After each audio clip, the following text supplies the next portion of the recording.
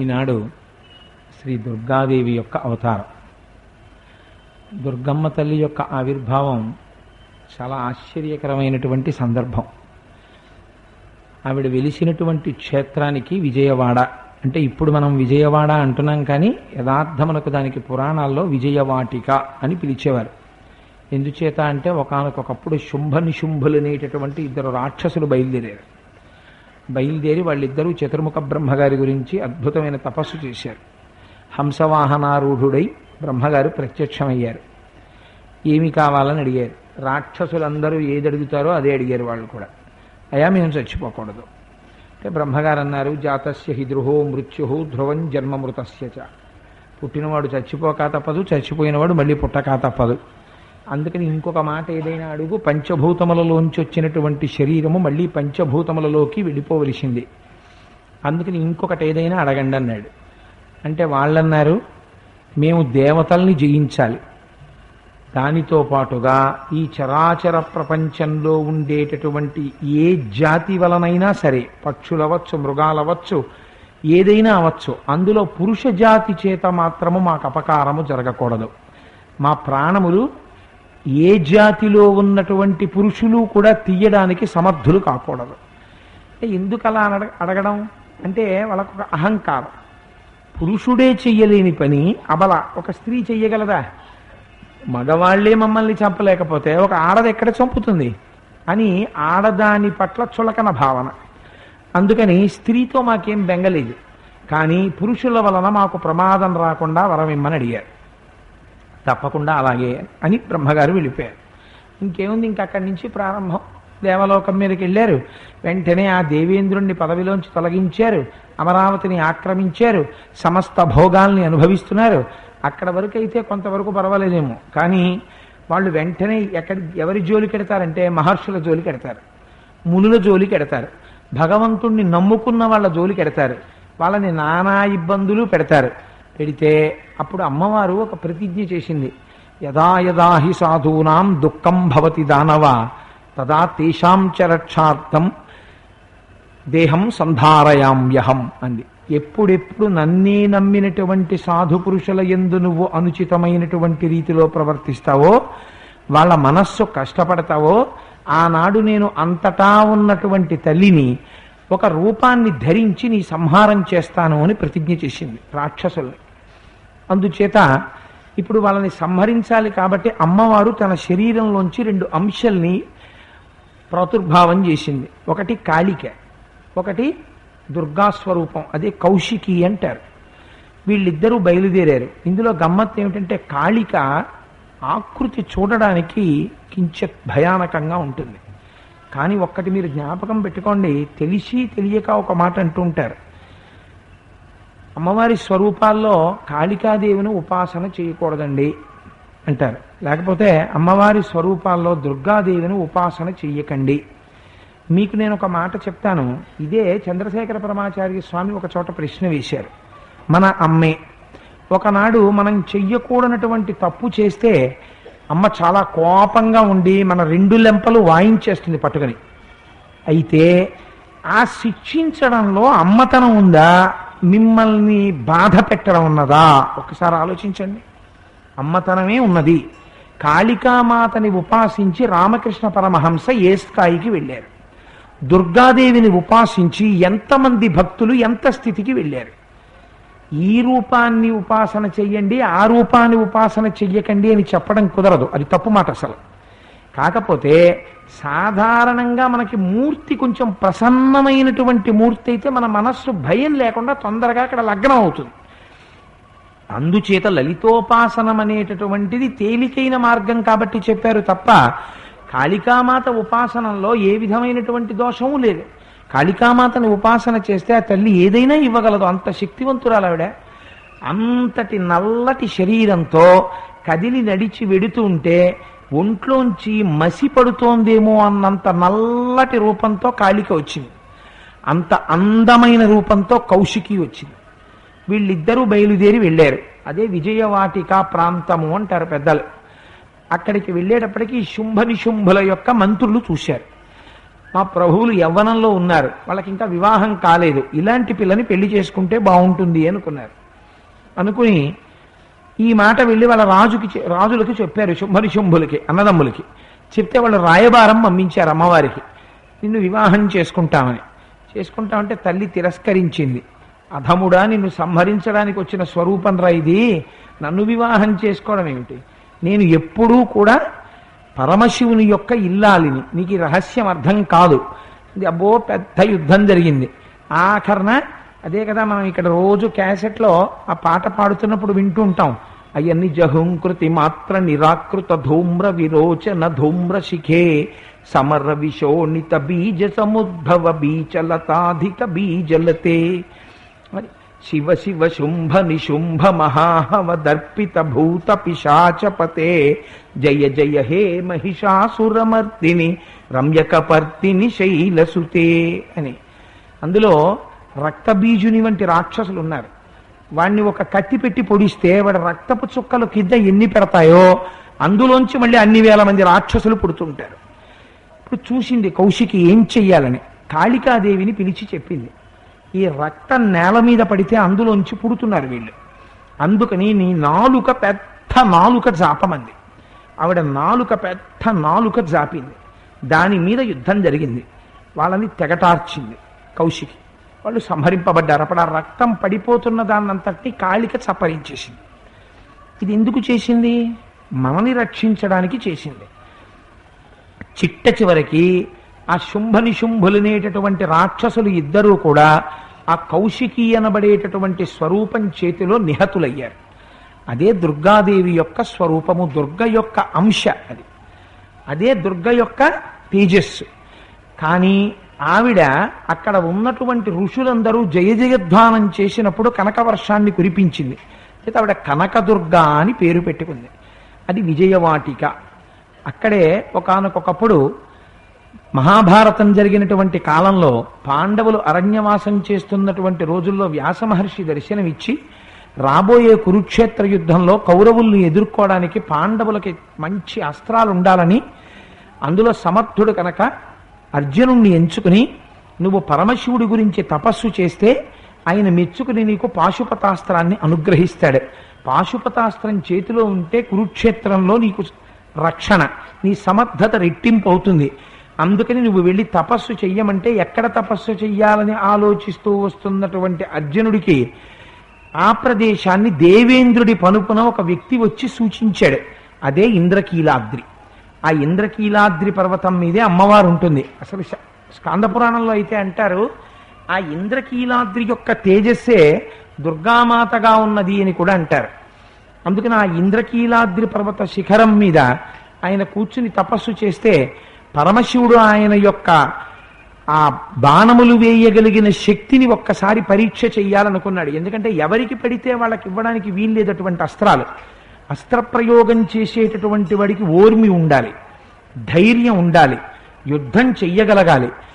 ఎలా పడితే అలా పిచుక మీద బ్రహ్మాస్త్రం అంటారే మన వాళ్ళు, అలా దేని మీద కోపం వస్తేనో బ్రహ్మాస్త్రాలు, పాశుపతాస్త్రాలు, నారాయణాస్త్రాలు వదలకూడదు. ఇవన్నీ ఉన్నాయా లేవా చూడాలనుకున్నాడు. ఒక ఆశ్చర్యకరమైన యుద్ధం. అప్పుడే మూకాసురుడు అడవి పంది రూపంలో వచ్చాడు, పరమశివుడు వచ్చాడు ఒక ఎరుకలవాణి రూపంలో. ఇటు అర్జునుడు తపస్సులో ఉన్నాడు. ఆ వచ్చినటువంటి అడవి పంది పెద్ద చప్పుడు చేసింది, లేచి ఒక బాణాన్ని ప్రయోగించాడు. ఆ బాణం తగిలింది, అటు నుంచి పరమశివుడు వేసిన బాణం తగిలింది, మూకాసురుడు మరణించాడు. పందిని నేను కొట్టానన్నాడు అర్జునుడు, పందిని నేను కొట్టానన్నాడు పరమశివుడు. భారవి పొంగిపోయాడు ఆ కిరాతీర్జునీయంలో. సరే, ఇద్దరికి మధ్య పెద్ద పోరు సెలిపారు. ఎవరికి పోరు? ఒకరేమో మహానుభావుడు, దేవతలందరి చేత నమస్కరింపబడేటటువంటి పాదములున్నవాడు ఒకరు, ఆయనని అర్థించి పాశుపతాస్త్రం పొందుదామని వచ్చినవాడు ఒకడు. తన ఇంద్రాది బృందారకానంద సందోహ సంధాయి పుణ్యస్వరూప విరూపాక్ష దత్తావత అని ఆ స్తోత్రం అంతా చేసి మహేంద్రాదులు శాశ్వత ఐశ్వర్య సంప్రాప్తులైరీశ్వర విశ్వకర్త సురాభ్యర్చిత నాకు అభ్యర్థితంబుల్ ప్రసాదింపు కారుణ్యమూర్తి త్రిలోకైకనాథ మహాదేవదేవ నమస్తే నమస్తే నమస్తే నమః అని పాదాల మీద పడ్డాడు. పడితే అప్పుడు శంకరుడు కటాక్షించాడు. కటాక్షించి పాశుపతాస్త్రాన్ని అర్జునుడికి బహూకరించాడు. అర్జునుడికి పాశుపతాస్త్రము బహూకరింపబడినటువంటి క్షేత్రము కనుక దానికి విజయవాటిక అని పేరు. అయితే మీరు నన్ను ఒక ప్రశ్న వెయ్యొచ్చు, ఏమంటే బెజవాడ అని కూడా దానికి ఉండేది కదా పూర్వం పేరు, ఇప్పుడు విజయవాడ అంటున్నారు, అలా ఎందుకు వచ్చింది అని. ఒకానొకప్పుడు ఆ ప్రాంతంలో పంటలు పండేవి కావు. ఎందుచేతనంటే కృష్ణమ్మ ప్రవహించి వచ్చిన చుట్టూ ఉండేటటువంటి కొండలు అడ్డుపడ్డాయి. అడ్డుపడ్డంతో ఆ కృష్ణ శ్రీశైలం వైపుకి తిరిగిపోయింది. అందుకని ఆ విజయవాటిక ఇప్పుడు విజయవాడ ఉన్నటువంటి ప్రాంతంలో ఒకానొకప్పుడు పంటలు పండేవి కావు. అప్పుడు పరమశివుణ్ణి ప్రార్థన చేశారు, స్వామి కృష్ణ మాకు దగ్గరలో ఉంది కానీ కొండలు అడ్డున్నాయి, అందుకని ఈ వంకర టింకరగా ఉన్న కొండల వలన కృష్ణమ్మ ఇటువైపుకి ప్రవహించదు, ప్రవహించకపోవడం వల్ల మాకు పంటలు లేవు, అందుకని నువ్వు అనుగ్రహించి కృష్ణ ఇటు ప్రవహించేటట్టుగా మమ్మల్ని అనుగ్రహించు అని. ఆనాడు పరమశివుడు కొండలకి రంధ్రాలు చేశాడు. తెలుగునాట బెజ్జం బెజ్జం అంటారు కన్నాన్ని. కొండలకి బెజ్జాలు పడితే అందులోంచి కృష్ణ ప్రవహించి విజయవాటిక ముందు నుంచి వెళ్ళింది కాబట్టి ఇంద్రకీలాద్రి ముందు నుంచి దానికి బెజ్జవాడ బెజవాడ అయింది చిట్ట చివరికి. ఆ బెజవాడ విజయవాడ, పురాణాల్లో అది విజయవాటిక అయింది. ఆ తల్లి కనకదుర్గమ్మ అయింది. అక్కడ ఉన్నటువంటి స్వామి మల్లికార్జునుడు అయ్యాడు. ఆ స్వామికే అక్కడ ఉన్నటువంటి స్వామిని యుధిష్ఠరుడు అనగా ధర్మరాజు గారు ప్రతిష్ఠించారు అంటారు. చతుర్ముఖ బ్రహ్మగారు వచ్చి మల్లె పువ్వులతో పూజ చేసినటువంటి కారణం చేత ఆ స్వామికి మల్లికార్జునుడు అని పేరొచ్చింది. అక్కడ ఉండేటటువంటి పరమశివుడు పిలిస్తే పలికేటటువంటి స్వరూపం. కనకదుర్గమ్మ తల్లి యొక్క క్షేత్రం సామాన్యమైన క్షేత్రం కాదండి. ఎందుచేత నేను ఈ మాట అంటున్నానంటే, మీకు అక్కడ ఇంద్రకీలాద్రి కొండ అంతా కూడా శక్తి స్వరూపమే అని చెప్తారు పురాణంలో. అసలు ఆ కొండే ఒక శక్తి స్వరూపం, దాని మీద కాలు పెడితే చాలు కోరికలు సిద్ధిస్తాయని. మీకు నేను ఒక ఉదాహరణ చెప్తాను. నిన్నటి రోజునో మొన్నటి రోజునో కానీ విజయవాడలో సుబ్రహ్మణ్యేశ్వర స్వామి వారి గుడిలో కొన్ని వందల మంది భక్తులు కూర్చుని పూజ చేసుకుంటుంటే కొన్ని వేల మంది భక్తులతో కనకదుర్గమ్మ తల్లి గుడంతా నిండిపోయి ఉండగా మనం సుబ్రహ్మణ్యేశ్వర స్వామి వారిని పాము రూపంలో పూజ చేయడం అనేది సంప్రదాయం ఉంది. ఎక్కడ నుంచి పడిందో తెలియదు. పెద్ద పాము ఒకటి, ఇంతలావు పాము కొండ మించి పూజ చేస్తున్న వాళ్ళ మధ్యలో పడింది. నేను ఇవాళ పేపర్లో చదివాను. ఆ కింద పడితే వాళ్ళందరూ లేచి వెళ్ళిపోయారు. చిత్రం ఏంటంటే కింద పడ్డ పాము ఎవరిని ఏమీ చేయలేదు. అది దర్శనం ఇవ్వాలనుకుందో ఏమో, అక్కడే ఉన్నటువంటి ఒక స్టీల్ రాడ్ మీదకి ఎక్కింది. అక్కడ ఉన్నటువంటి విలేకరులు ఫోటోలు తీస్తే ఆ వెలుతురు కళ్ళల్లో పడి కింద పడింది. లేదా అలా ఒక్కసారి పైకెక్కి అందరికీ దర్శనం ఇవ్వాలనుకుని ఉండుంటుంది బహుశా. అందరికీ దర్శనం ఇచ్చాడు సుబ్రహ్మణ్యుడు, కింద పడింది. ఆ పక్కనే ఉన్నటువంటి కొండరాళ్లలోకి ప్రవేశించి వెళ్ళిపోయాడు స్వామి. ఎవరిని ఏమీ చేయలేదు. ఎంత ప్రత్యక్ష ప్రమాణమో చూడండి. ఇంద్రకీలాద్రి అంటే సామాన్యమైనటువంటి క్షేత్రం కాదు. మీకు నేను ఒక ఉదాహరణ చెప్తాను. ఎప్పుడో జరిగిన విషయం కాదు ఇది. పండితారాధ్యుల వారని ఒక మహానుభావుడు ఉండేవారు. ఆయన ఒకనాడు విజయవాడ వచ్చారు. వచ్చేటప్పటికి అక్కడ సభ జరుగుతోంది. ఆయన యాదృచ్ఛికంగా ఒక మాట అన్నారు, పరమశివుడు సర్వకాలముల యందు భక్తులైన వారిని పట్టి కాపాడతాడు అన్నారు. అంటే అక్కడ ఉన్నటువంటి వాళ్ళు అన్నారు, అంత కాపాడతాడా, నిరూపించగలవా అన్నారు. అంటే ఆయన అన్నారు, ఇప్పుడే నిరూపిస్తాను అని. ఒక చిన్న మొక్క ఒకటి ఉంది అక్కడ, అది చాలా లేత ఆకులతో ఉంది. ఈ సాంబ్రాణి వెయ్యడం కోసమని తయారు చేసినటువంటి కణకణలాడుతున్న నిప్పులు, అందులోంచి మంట రేగుతోంది.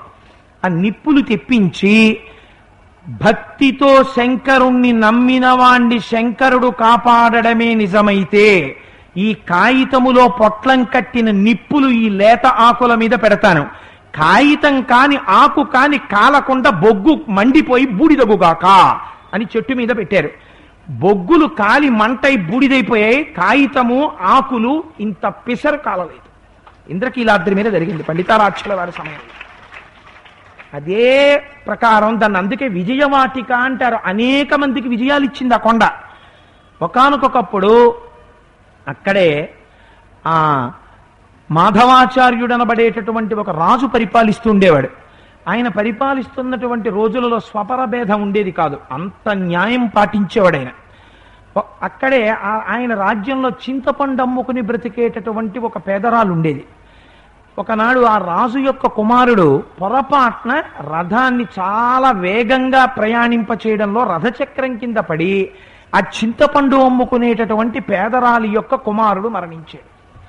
మరణిస్తే ఆవిడ శోకదేవత అయి జుత్తు విరబోసుకొని వచ్చింది. అందుకే స్త్రీ జుత్తు విరబోసుకుని కనపడకూడదని చెప్తారు, చివర ముడేసుకోమని.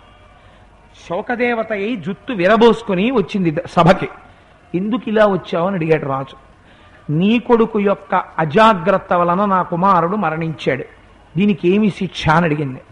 కుమారుడు అజాగ్రత్తగా రథం నడపడం వల్లే చింతపండు అమ్మేటటువంటి పేదరాలి యొక్క కుమారుడు మరణించాడని నిర్ధారించుకున్నటువంటి రాజు తన కుమారుడికి ఉరి శిక్ష విధించాడు. లేక పుట్టిన కొడుకు, ఆ కొడుకుని ఉరి తీసేశాడు. తీసేస్తే సభ అంతటా ప్రభువు యొక్క న్యాయాన్ని చూసి, ఆయన యొక్క న్యాయాన్ని పాటించగలిగిన సమర్థతని చూసి జేజేలతో దద్దరిల్లిపోయింది సభ. శంకరుడు సభామధ్యంలో ప్రత్యక్షమయ్యాడు. ప్రత్యక్షమై ప్రభువు ధర్మమునకు కట్టుబడాలి, ఇంతగా ధర్మమునకు కట్టుబడ్డావు కనుక ఇవాళ ధర్మమును పాటించిన వాడు పొందేటటువంటి విజయమును ప్రకటిస్తాను. నీ కుమారుడు చింతపండు అమ్ముకున్న అమ్మి కుమారుడు ఇద్దరూ బతుకుతారు అని అన్నారు. ఇద్దరూ బ్రతికారు. ఇవన్నీ విజయవాడలో యథార్థంగా జరిగినటువంటి విశేషాలండి. నేనే సొంతంగా చెప్పేస్తున్నాడేమో వీడు అని మీరేం అనుకోకండి. ఇన్ని విశేషాలతో ఆ కనకదుర్గమ్మ తల్లి యొక్క కొండ అపురూపమైన కొండ. దుర్గమ్మ తల్లిని ఉపాసన చెయ్యొద్దన్నవాడు అవివేకి. పోతన గారు ఎవరిని ఉపాసన చేశారండి? దుర్గమ్మ తల్లి భక్తుడైన. ఎంత భక్తుడో దుర్గమ్మ తల్లికి. మీరు అందుకే చూడండి, విజయవాడ ఇంద్రకీలాద్రి కొండ మీదకి మీరు ఎక్కగానే ఆటోలు అవి అక్కడ నిలబెట్టేస్తాం. ఎడంచేతి పక్కన పువ్వులు, పసుపు, కుంకం, పళ్ళు అమ్మే కొట్లు ఉంటాయి. వెళ్ళి ఏదో 2 పూలదండలో, ఒక పూలదండో 2 కొబ్బరికాయలో కొనుక్కుని కొంచెం ముందుకెడితే ఆ స్టీల్ రైలింగ్స్తో లోపలికి క్యూ ఉంటుంది. ఆ క్యూలో ప్రత్యేక దర్శనం టికెట్ తీసుకుని మీరు ఇలా లోపలికెడితే ఆలయానికి, గర్భాలయానికి వెనక నుంచి ఇలా పక్కకు వస్తారు. వస్తే ఆ బయట అమ్మవారి యొక్క మూర్తి పెట్టి పూజలు చేస్తుంటారు. మీరు ఆ మార్గంలోంచి ఇలా లోపలికెళ్ళి బయట నుంచి భక్తులు వెళ్ళిపోతుంటారు. ప్రత్యేక ప్రవేశం ఉన్న వాళ్ళు లోపలికెడతారు. ఆ లోపలికి వెళ్లే ముందు మీరు ఒకసారి ఆ ద్వారం మీద చూస్తే అమ్మలగన్నయమ్మ ముగురమ్మల మూలపుటమ్మ చాలా పెద్దమ్మ సురారులమ్మ కడుపారడి బుచ్చినయమ్మ తన్ను లోనమ్మిన వెల్పుటమ్మల మనంబున ఉండెడియమ్మ దుర్గమాయమ్మ కృపాబ్ధినిచ్చుట మహత్వ కవిత్వ పటుత్వ సంపదల్లని ఆనాడు పోతన గారు చెప్పుకున్నటువంటి పద్యం ఇప్పటికీ దుర్గమ్మ తల్లి యొక్క రాజద్వారాన్ని అలంకరించి ఉంటుంది. మీరు అక్కడి నుంచి లోపలికి ఇలా ప్రవేశించగానే కనకదుర్గమ్మ తల్లి యొక్క మూర్తిలో ఉన్న వైచిత్రి ఏమిటంటే అమ్మ 8 భుజాలతో ఉంటుంది.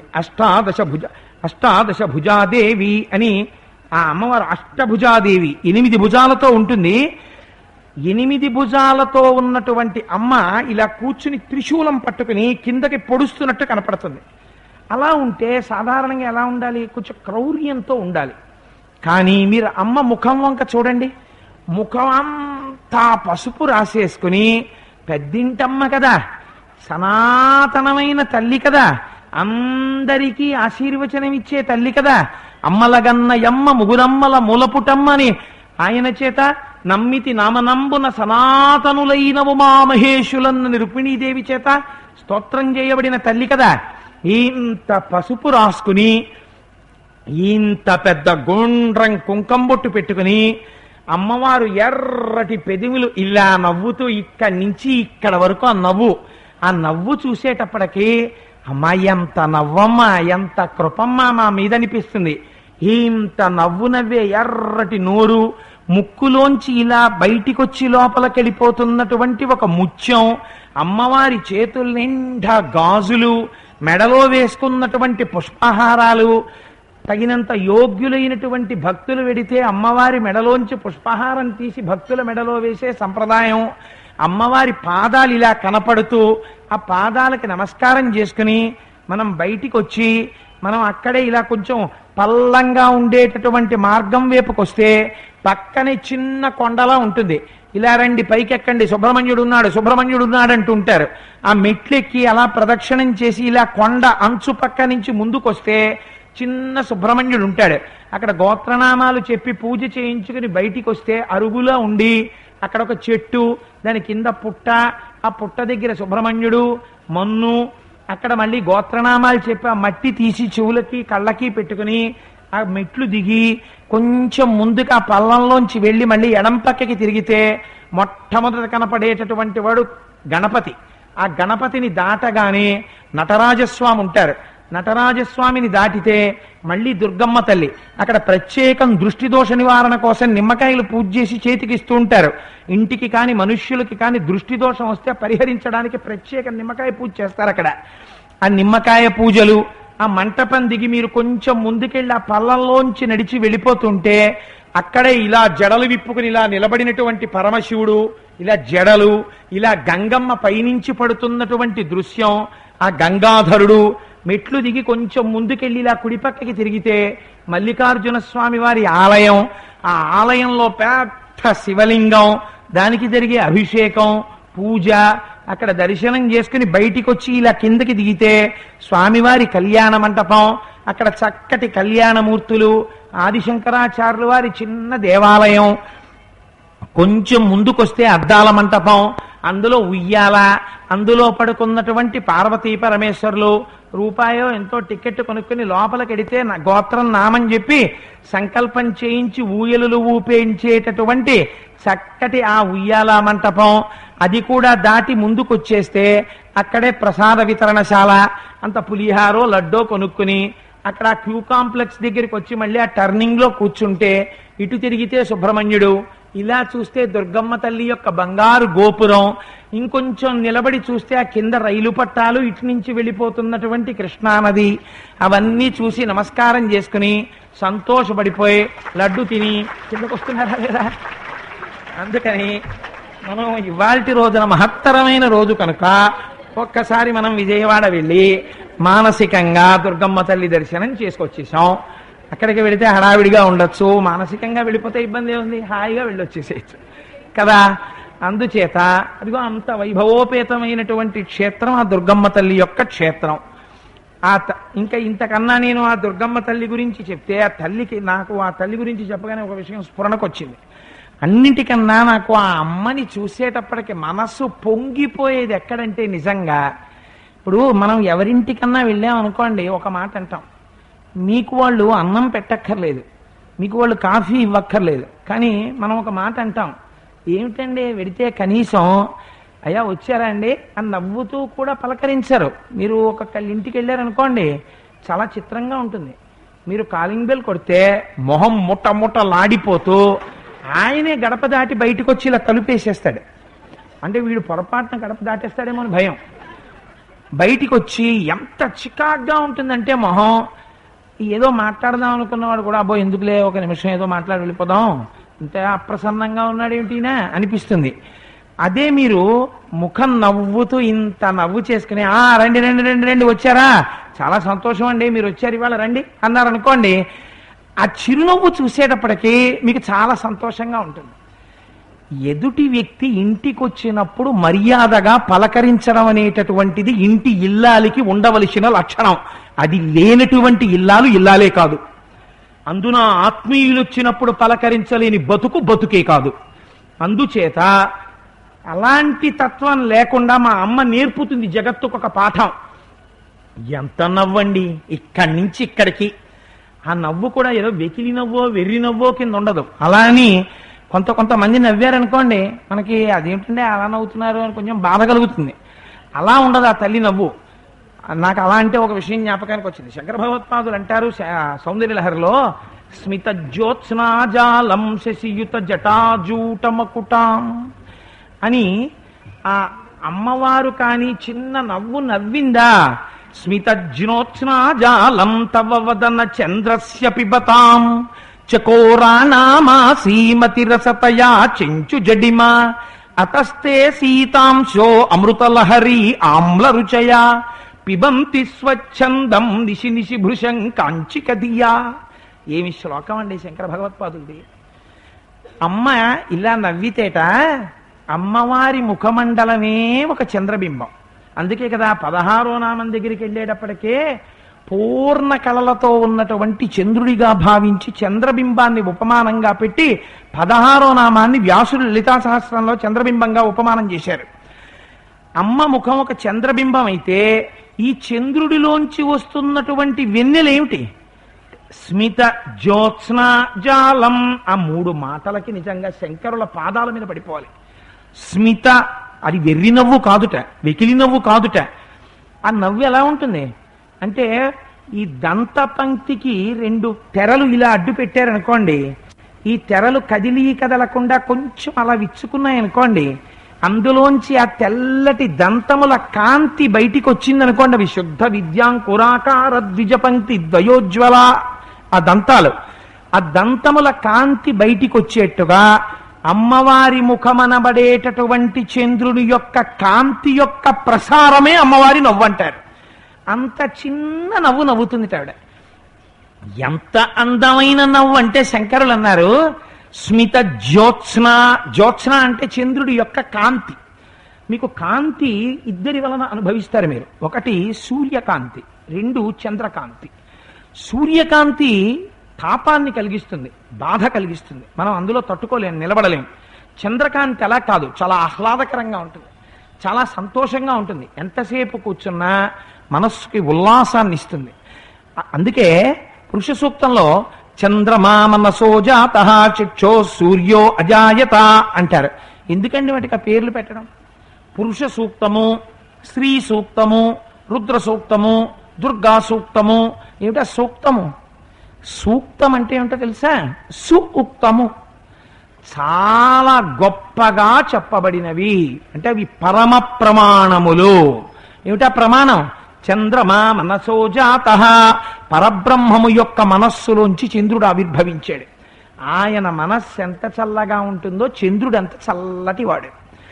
చంద్రుని యొక్క కాంతి ప్రవాహం ఎలా ఉంటుందో అమ్మవారి యొక్క చిరునవ్వు అలా ఉంటుంది. అందుకని స్మిత జ్యోత్స్నాజాలం తవ వదన చంద్రస్య పిబతాం. అమ్మా, నీ ముఖమండలంలోంచి ఆ చిన్న చిరునవ్వు నవ్వినప్పుడు వచ్చేటటువంటి కాంతి ప్రవాహం ఉన్నదే, ఈ కాంతి ప్రవాహం ఒక గమ్మత్తు చేసిందమ్మా అన్నారు శంకర్లు.